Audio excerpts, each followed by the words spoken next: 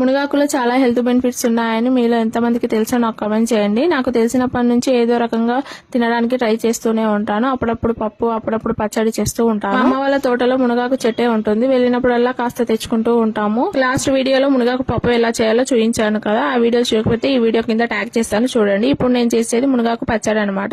దీనికోసం ఒక బాండీలో ధనియాలను వేయించుకొని పక్కకు తీసుకోవాలి. తర్వాత అందులో పల్లీలను వేయించుకోవాలి. పల్లీలు వేగిన తర్వాత ఇంకో గిన్నెలో ఆయిల్ వేసుకొని పచ్చిమిరపకాయలు అండ్ మునగాకు వేసుకొని మంచిగా ఫ్రై చేసుకోవాలి. ఆయిల్ లో మొత్తం మగ్గిన తర్వాత టమాటా, చింతపండు, వెల్లుల్లి, జీలకర్ర వేసి మళ్ళీ మెత్తగా మగ్గించుకోవాలి. వేసాక మధ్య మధ్యన కలుపుతూ కాసేపు ఉడకనివ్వాలి. ఈ విధంగా ఉడికిన తర్వాత దీంట్లోకి పసుపు, ఉప్పు వేసి మంచిగా మిక్స్ చేసి కాసేపు ఉడకనిచ్చి ఆఫ్ చేశాక దీన్ని చల్లారనివ్వడానికి పక్కకు పెట్టాలి. మొత్తం చల్లారిన తర్వాత ముందుగా వేయించి పెట్టుకున్న ధనియాలను, పల్లీలను వేసుకొని మెత్తగా దంచుకోవాలి. ముందుగా వేయించి పెట్టుకున్న మునగాకును కూడా వేసుకొని మెత్తగా రుబ్బుకున్నామంటే మనకు టేస్టీ అయిన మునగాకు పచ్చడి రెడీ అయిపోతుంది. పచ్చడి రెడీ అయిన తర్వాత వేడి అన్నంలో కాస్త పచ్చడి, కాస్త నెయ్యి వేసుకొని తిన్నారంటే కమ్మగా ఉంటుంది. పచ్చడి ట్రై చేసి ఎలా ఉందో కామెంట్ చేయడం అస్సలు మర్చిపోకండి. వీడియో నచ్చితే సబ్స్క్రైబ్ చేసుకోండి.